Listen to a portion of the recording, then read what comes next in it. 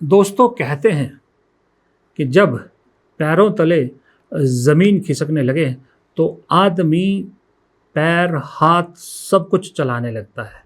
उस हाथ पैर चलाने के चक्कर में कई बार वो ऐसी चीज़ भी पकड़ लेता है जो कांटों का झाड़ साबित होता है, जो हाथों में घाव कर जाता है। लेकिन जान बचाने के लिए आदमी तब ये रिस्क लेने पर भी मजबूर होता है। नमस्कार, मेरा नाम है प्रदीप चौहान। अपने आप को 56 इंच का सीना, एक अकेला सब पे भारी कहने वाले 56 इंच के हमारे प्रधानमंत्री, जिन्हें विश्व गुरु कहा जाता है, जिन्हें कहा जाता है मोदी जी सुनते हैं, बोलते हैं दुनिया सुनती है। दुनिया आए दिन सर्वेज में दुनिया का मोस्ट पॉपुलर नेता कहा जाता है। वो नेता पिछड़ जाने के डर से, किससे पिछड़ जाने के डर से? राहुल गांधी से। वो राहुल गांधी जिस पे हजारों करोड़ रुपया खर्च करके पप्पू बनाया गया, जिन्हें आप कहते थे कौन राहुल गांधी, आज उसी कौन राहुल गांधी से पिछड़ जाने के डर से नकल करने लगे हैं राहुल गांधी। जी हाँ, राहुल गांधी की नकल कर रहे हैं प्रधानमंत्री लगातार पिछले कुछ दिनों से। हर चीज़ में आप देखिए, चाहे वो जेनजी से संवाद करने की कोशिश हो, चाहे रील बनाने की हो, कुछ भी। अब लेटेस्ट ताज़ा, आपको याद है कुछ दिन पहले राहुल गांधी ने एक मुहिम शुरू की थी कि बच्चे सवाल पूछेंगे, वो उनका जवाब देंगे। उस पर उन्होंने एक वीडियो बनाया था अपनी पेट, जो पालतू कुत्ता है, नूरी कुत्ती है शायद, वो नूरी के साथ उन्होंने एक वीडियो बनाया था, याद है? उस वीडियो को अलग अलग लोगों ने शेयर किया तो सोशल मीडिया के अलग अलग प्लेटफॉर्म से मिलियंस व्यूज़ मिले। लाखों करोड़ों में लोगों ने उन्हें देखा है, पसंद किया उस चीज़ को। और पेट प्रेम जो है, पालतू जानवरों से जो राहुल गांधी का प्यार है, उसकी सराहना की है। क्योंकि राहुल गांधी अक्सर दिखते हैं कि कुत्तों से बहुत प्यार करते हैं। कभी सड़क पर भी उनको कोई मिल जाता है कुत्ता वाला कुत्ता, तो उसको प्यार करते हैं, सब कुछ करते हैं। वहाँ पर लगा कि भाई अब जेनजी ये सब चीज़ें पसंद करता है।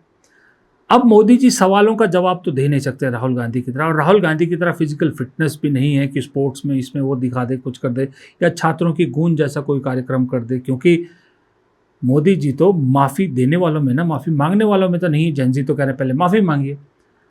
तो उस जो नूरी कुत्ते के साथ जो वीडियो बनाया था राहुल गांधी ने, उसी तरह का संदेश देने की कोशिश की प्रधानमंत्री ने।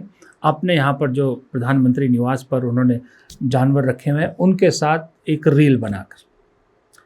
अब इस रील को ध्यान से देखिए, फिल्मी स्टाइल में, स्लो मोशन में, बाकायदा स्लो मोशन में। आप समझ सकते हैं ये रैंडम नहीं है, ये अचानक शूट नहीं है, पूरी वेल प्लान्ड शूट है कि प्रधानमंत्री एक हीरो की तरह एंट्री कर रहे हैं और उसको स्लो मोशन में दिखाया जाएगा। स्लो मोशन में पूरा 15 अगस्त के लिए तैयार आउटफिट, कंप्लीट आउटफिट में, और आएंगे और फिर गाय के बछड़े वहाँ दिखेंगे, मोरों को दाना खिलाएंगे। ये compete करने की कोशिश है उस नूरी के साथ वाले वीडियो के साथ। ये आदमी तब करता है जब अपने प्रतिद्वंदी से पिछड़ने का डर सताता है, जब उसे लगता है कि यार ये तो आगे ले गया, ये तो नंबर मार गया, ये तो लोगों के बीच अपनी वो बना गया, पहचान बना गया, मैं पीछे कैसे रह गया। तो जब कोई नया आइडिया नहीं आता तो आदमी कहता है कि अच्छा उसने ये बनाया तो मैं भी बनाऊंगा। मेरे पड़ोसी ने, जैसे पड़ोसी में जलन नहीं होती कि अगर मेरे पड़ोसी ने नई गाड़ी ली है तो मैं भी लूँगा, अगर उसने 3 मंजिला मकान बनाया तो मैं 4 मंजिला बनाऊंगा, अगर राहुल गांधी ने एक कुत्ते के साथ वीडियो बनाया है तो मैं मोर और गाय के बछड़ों के साथ वीडियो बनाऊंगा, अगर राहुल गांधी ने सीधा यूं कैमरा रख के वीडियो बनाया है तो मैं पूरा फिल्मी स्टाइल में शूट करूंगा। लेकिन प्रधानमंत्री जी के सलाहकार और प्रधानमंत्री जी ये भूल जाते हैं कि वो देश के प्रधानमंत्री हैं। जिनके लिए आपने ये वीडियो बनाया, वो तो आप, जिनको ये पसंद आ रहा है, वो तो अंधभक्त पहले ही है। उनके लिए तो आप स्लो मोशन नहीं भी करते, सीधा सीधा मैसेज भी डालते, तो भी उन्होंने आपको भगवान ही कहना था।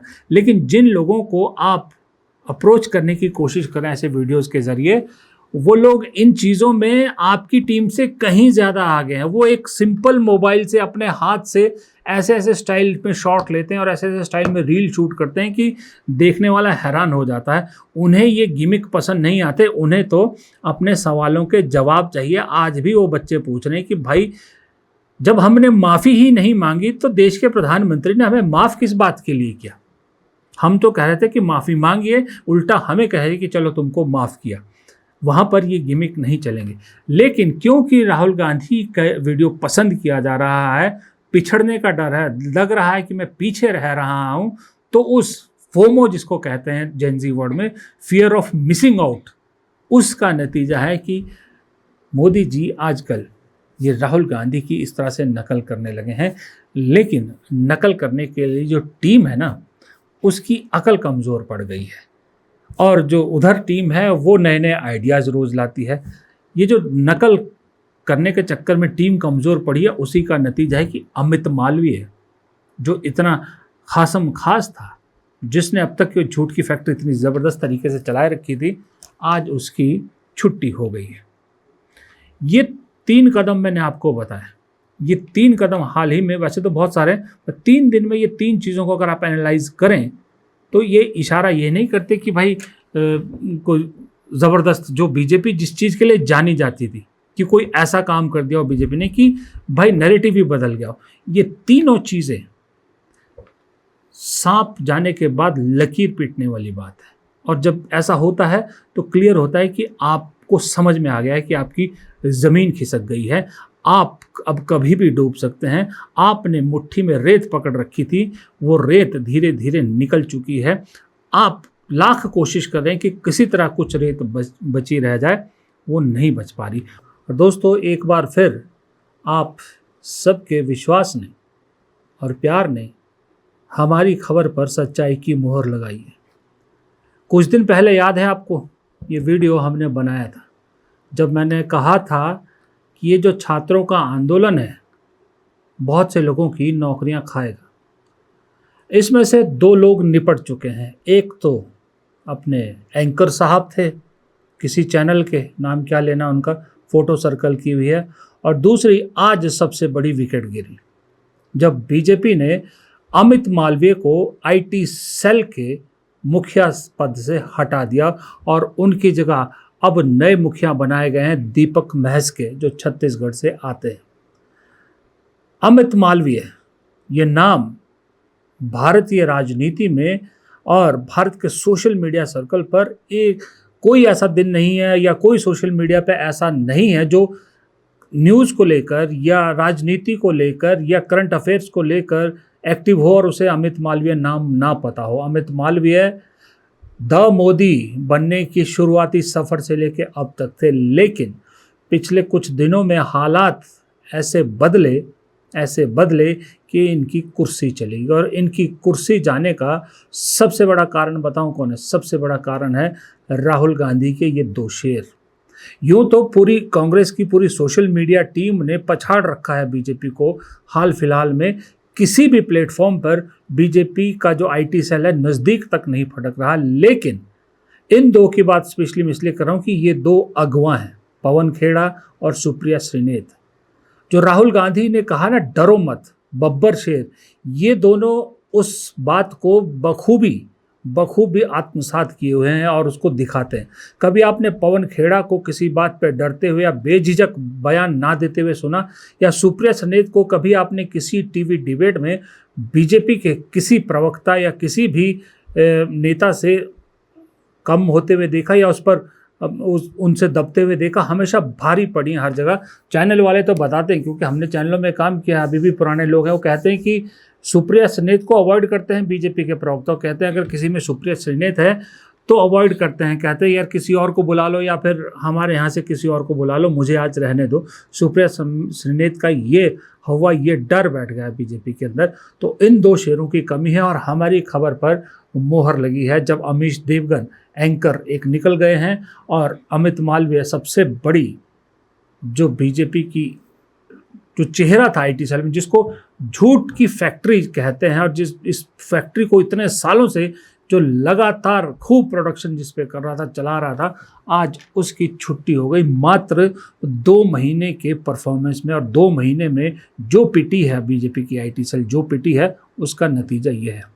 अब देखिए, पिछले 2 दिनों में 15 अगस्त को लेकर 15 और 16 अगस्त को आप मान लीजिए, आज तीसरा मान लीजिए, चलिए 17 अगस्त, पिछले 3 दिन में बीजेपी के 3 ऐसे फैसले मैं आपको बताऊंगा जिसने ये साफ कर दिया कि बीजेपी को समझ में आ रहा है और बीजेपी ये जान गई है कि उसके हाथ से रेत फिसल रहा है, बीजेपी की मुट्ठी से रेत फिसल रहा है।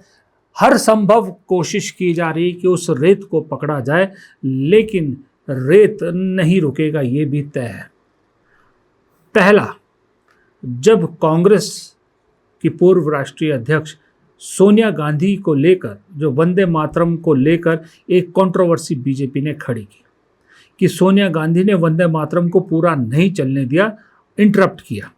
मैं आपको पूरा वंदे मातरम दिखा सकता हूं जो वहां कांग्रेस हेडक्वार्टर में गाया गया, चलाया गया, लेकिन क्योंकि वो लंबा है इसलिए मैं नहीं दिखा पाऊंगा, वीडियो बहुत लंबा हो जाएगा। आप खुद देख लीजिएगा, जाके सोशल मीडिया पे सर्च कीजिएगा, आपको पूरा वीडियो मिल जाएगा। बल्कि आप हैरान होंगे कि सोनिया गांधी और मल्लिकार्जुन खड़गे, दो बुजुर्ग, दोनों गा रहे थे। सोनिया गांधी को वंदे मातरम आता है, काफ़ी जो पुराने 2 स्टैंजा है वो तो क्लियरली उन्होंने गाए। जो नए स्टैंजा जोड़े गए, 6 स्टैंजा अब होते हैं, वो वहाँ चुप हुई हैं। वो पहले 2 स्टैंजा उन्होंने गाए हैं। कांग्रेस का कहना है कि जो सोनिया गांधी बीच में इशारे कर रही है वो मल्लिकार्जुन खड़गे के लिए कुर्सी मंगवाने की बात कर रहे थे कि भाई मल्लिकार्जुन खड़गे खड़े खड़े थक जाएंगे, बुजुर्ग नेता है। लेकिन बीजेपी ने उसको मुद्दा बनाने की कोशिश की और गृह मंत्री अमित शाह ने बाकायदा एक पब्लिक मीटिंग में इसे मुद्दा बनाया और कहा सोनिया गांधी को देश से माफ़ी मांगनी पड़ेगी। ये पहला बड़ा संकेत है जहां गृह मंत्री अमित शाह ने सोनिया गांधी को निशाना नहीं बनाया, बल्कि ये मैसेज क्लियर कर दिया कि अगर आपको 12 साल बाद भी, 12 साल सत्ता में रहने के बावजूद अपनी पब्लिक रैली में इस मुद्दे पर भाषण देना पड़ रहा है, तो समझ लीजिए कि आप मानते हैं कि 12 साल में सिवाय नाकामी के आपके हाथ कुछ नहीं, कोई ऐसी बड़ी बात नहीं है जिस पर आप लोगों की, पब्लिक को जो है वो एड्रेस कर पाएँ। इसलिए आपको आज भी ये मुद्दे लगते हैं कि राष्ट्रगान का अपमान हो गया, राष्ट्रगीत का अपमान हो गया, ये कर दिया, वो कर दिया। दूसरी बात, अभी आपने संसद में कानून पास करा, उसके हिसाब से अगर वंदे मातरम को गाते वक्त कोई जानबूझ के डिस्टर्ब करे या उसे बंद कराने की कोशिश करे तो वो कानूनन अपराध है, उस पर FIR दर्ज होती है। तो सोनिया गांधी पर, आप गृह मंत्री है, आप पब्लिक रैली में इसका जिक्र कर रहे हैं, तो आपने अभी तक सोनिया गांधी पर FIR क्यों नहीं दर्ज कराई? FIR होनी चाहिए थी, बल्कि सोनिया गांधी के खिलाफ कार्रवाई होनी चाहिए थी। लेकिन आप भाषण में तो जिक्र कर रहे हैं, उसको कैश ऑन करने की कोशिश कर रहे हैं, लेकिन कानूनी कार्रवाई करने की हिम्मत नहीं, क्योंकि फिर लॉ में जो है, कोर्ट में, अदालत में प्रूव करना पड़ेगा, वो आप नहीं कर पाएंगे। पहला डेस्परेट कदम, पहला इशारा कि रेत छूट रहा है हाथ से।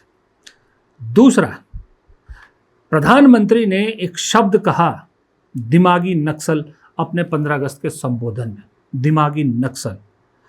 उसके बाद सब ने उसकी अपनी अपनी परिभाषा निकाली। सब समझते हैं इस देश में जो सोशल मीडिया पर एक्टिव है वो कोई गंवार नहीं है। अंधभक्त हो वो छोड़ दीजिए, जो अंधभक्त नहीं है वो सब समझते हैं कि वो दिमागी नक्सल किसके बारे में कहा गया था।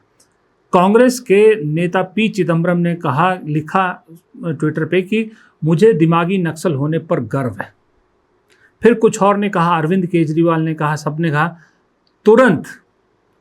तुरंत किरण रिजिजू को सफाई देने आना पड़ा कि दरअसल प्रधानमंत्री ने दिमागी नक्सल किसको कहा। किरण रिजिजू ने P चिदम्बरम का हवाला देते हुए कहा कि प्रधानमंत्री ने दिमागी नक्सल उनको कहा जो मायोसिस्ट और को सपोर्ट करते हैं और भारतीय संविधान को नहीं मानते। दूसरा, उन्होंने कहा कि जो अलगाववादियों के साथ खड़े रहते हैं और आर्टिकल 370 को सपोर्ट करते हैं। और तीसरा, उन्होंने कहा कि प्रधानमंत्री ने उन्हें दिमागी नक्सल कहा जो भारत का जो नॉर्थ ईस्ट में चिकन नेक है, जो नॉर्थ ईस्ट को जोड़ता है भारत के दूसरे हिस्से के साथ, उसको अलग करने की साजिश करते हैं। इतनी एक्सप्लेनेशन देने की किरण रिजिजू को क्यों ज़रूरत पड़ी? क्यों किरण रिजिजू को ये 3 पॉइंट लाने पड़े? और कहाँ चिकन नेक की बात करें, चिकन नेक, और कौन आज की डेट में आर्टिकल 370 का जिक्र भी कर रहा है? ये इसलिए किरण रिजिजू को करना पड़ा कि समझ में आ गया सरकार को कि मोदी जी ने ब्लंडर कर दिया। प्रधानमंत्री ने ऐसा शब्द दे दिया कि जो शायद कॉकरोच से भी भारी पड़ जाएगा। कॉकरोच शब्द एक सीजेआई की तरफ से आया तो उसने मजबूर किया आपको कि देश पहली बार आपके किसी मंत्री से आपको इस्तीफा लेना पड़ा पब्लिक गुस्से के वजह से। अब आपने एक दूसरा शब्द दे दिया, दिमागी नक्सल। पहले आपने अर्बन नक्सल, आंदोलन जीवी और Lutyens gangs, Khan market gang, ये सब तो कहे थे, टुकड़े टुकड़े गैंग। अर्बन नक्सल शब्द समझ में आ गया था सरकार को कि बहुत भारी पड़ने वाला है। और अगर देश का पूर्व गृह मंत्री कह रहा है कि I am proud of to be a दिमागी नक्सल, तो आप समझ सकते हैं कि देश को क्या समझ में आ रहा था, सबको क्या समझ में आ रहा था कि दिमागी नक्सल किसे कहा जा रहा है। आनन फानन में दिमागी नक्सल का एक क्लैरिफिकेशन दिया गया है जो बिल्कुल गले नहीं उतर रहा। यहाँ भी आप समझ जाइए कि जब सरकार तुरंत प्रधानमंत्री के बयानों को एक्सप्लेन करने लग जाए, प्रधानमंत्री के शब्दों को एक्सप्लेनेशन देने लग जाए, तो समझ जाइए कि रेत मुट्ठी से फिसल रहा है। और तीसरा मैं आपको बताऊं, और उसी का एक झलक आज आपको बीजेपी के राष्ट्रीय अध्यक्ष नितिन नवीन ने जो अपनी नई टीम बनाई है उसमें भी दिख रही है कि जब आप 12 या 16 महिलाओं को उसमें आपने जगह दी है, अच्छी बात है, चलो महिलाओं को जगह दी है, अच्छी बात है, बीजेपी ने रिप्रेजेंटेशन दी। लेकिन डेस्परेशन देखिए कि आपको कुछ पुराने चेहरों की ज़रूरत पड़ गई है। आपने पूरी टीम में मजबूरी दिख रही है, मुझे मजबूरी दिख रही है कि कुछ ऐसे चाहिए जो भाई पुराने लोग चाहिए जो संभाल सके चीज़ों को। इसलिए आपने वसुंधरा राजे, स्मृति ईरानी और पीयूष गोयल और जो एक दो और लोग हैं उन्हें, राम माधव, उन्हें आपने वापस टीम में लिया है। दूसरा, कुछ जो चेहरे हैं बीजेपी के ओवर एक्सपोज हो गए, लोग उनसे जो है वो अब एक तरह से दुखी हो चुके हैं, तो आपने बदलने की कोशिश की और टीम में ऐसे चेहरे लाने की कोशिश की है जो बहुत बड़ी पर्सनैलिटीज़ नहीं है, जो कोई बहुत बड़े वो नहीं हो गए हैं, जिन्हें ज़्यादा लोग पहचानते नहीं हैं। और तीसरा मजबूरी है कि संघ का जो दबाव है या संघ की जो पकड़ है वो इस टीम में क्लियरली दिख रही है, वरना राम माधव की वापसी नहीं होती। तो संघ ने भी अब गुत्ती पूरी तरह से पकड़ ली है, संघ भी अब अपने हिसाब से ट्विस्ट कर रहा है। ये तीनों चीज़ें इसमें साफ दिखे। लेकिन मैंने बात की अमित मालवीय की, अमीश देवगन की बात की, आज की जो नितिन नवीन की टीम है इसमें एक और बुरी खबर एक और के लिए है, वो है हमारी कंगना रनौत जी। कंगना रनौत ने बहुत कोशिश की, पिछले दिनों में आपने देख रहे हो कि जब से सांसद बनी है तब से लगातार कोशिश कर रही है कि किसी तरह से बीजेपी का सबसे प्रमुख प्रखर महिला चेहरा बन सके, लोग पहचान सके कि बीजेपी में ये महिला नेत्री सबसे दबंग, सबसे खतरनाक है। वो अपने आप को सुषमा स्वराज वाली कैटेगरी में खड़ी करने की लाख कोशिश कर रही है, लेकिन नाकाम रही है। फिर भी उन्हें उम्मीद थी, कंगना रनौत को उम्मीद है कि शायद एक दिन मोदी जी की उन पर नज़र पड़ जाएगी, मेहरबानी होगी। लेकिन उनके लिए बुरी खबर कि जिस स्मृति ईरानी की जगह वो लेने की कोशिश कर रही थी, वो स्मृति ईरानी वापस आ गई। उस स्मृति ईरानी को बीजेपी वापस ले आई है नेशनल जनरल सेक्रेटरी बना के। अब आप देखिएगा स्मृति ईरानी, जाहिर सी बात है, अब फिर आपको दिखेंगी, मीडिया में दिखेंगी, प्रेस कॉन्फ्रेंस करते दिखेंगी, सब दिखेंगी। जब ये बात हम भी मानते हैं, कांग्रेस भी मानती है, सब मानते हैं कि स्मृति ईरानी की पॉलिटिकल समझ और स्मृति ईरानी के राजनीतिक बयान, स्मृति ईरानी के राजनीतिक कद, ये सब मिला लो तो कंगना रनौत उनके सामने कहीं नहीं टिकती है। विद इन पार्टी तो कम से कम कहीं नहीं टिकती है। भले ही स्मृति ईरानी से बड़ी अदाकारा रही हों कंगना रनौत, लेकिन राजनीतिक कद स्मृति ईरानी के सामने उनका कुछ नहीं है। तो जब स्मृति ईरानी अब फ्रंट सीट पे आ गई हैं तो कंगना जी को फिर बेचारियों को मायूसी, फिर पिछले सीट पे आना पड़ेगा। उम्मीद थी कि उन्हें नई कैबिनेट रीशफल में शायद उन्हें लगता था जगह मिल जाए, या मुझे ऐसा लगता है, कभी कभी मुझे ऐसा लगता है कि कंगना रनौत हिमाचल का सीएम चेहरा बनने का सपना देख रही हैं। दो ही चीज़ें हो सकती है। अब वो हिमाचल सीएम चेहरा तो वो नहीं बन सकती, कभी बीजेपी इतनी बड़ी गलती नहीं करेगी। जो राष्ट्रीय राजनीति में कद बढ़ाने की कोशिश करी थी, एक महिला चेहरे की जो जगह खाली थी उसको भरने की कोशिश करी थी, उस पर भी पानी फिर गया। सुषमा स्वराज थी पहले बीजेपी के पास, सुषमा स्वराज जब नहीं रही तो फिर उसको स्मृति ईरानी ने उस जगह को भरा। स्मृति ईरानी राजनीतिक पटल से कहीं गायब हो गई थी तो वो खाली जगह में घुसने की कोशिश कर रही थी कंगना जी। आज स्मृति ईरानी को वहाँ खड़ा करके वो रास्ता बंद कर दिया गया। तो स्मृति ईरानी जी के लिए भी एक तरह से कह सकते हो कि आप अपॉर्चुनिटीज बन। कैबिनेट रिशफल में इफेक्ट देखिए, नई टीम जो बनी है, नितिन नवीन की कैबिनेट रिशफल नहीं, माफ़ कीजिएगा, जो बीजेपी की नई टीम बनी है उसमें राहुल इफेक्ट क्लियर दिख रहा है, उसमें जेनजी इफेक्ट क्लियर दिख रहा है। कोई ऐसा चेहरा उसमें नहीं रखा गया, कोई ऐसा चेहरा नहीं है मोस्टली जिसको लेकर कांग्रेस घेरे या युवा में जिसको लेकर कोई रोष हो, बल्कि युवाओं की उम्मीद छोड़ चुके हैं। मैंने उस दिन परसों की वीडियो में कहा दिया कि जिस तरह से दिमागी नक्सल टाइप के शब्द इस्तेमाल प्रधानमंत्री ने कर दिए, तो एक तरह से युवा वोट वो मान चुके हैं कि ये हमारे साथ नहीं है। मुस्लिम मैंने पहले ही कहा कि वो तो वैसे ही नहीं है। तो अब एक जो कोर ग्रुप है वो महिला है।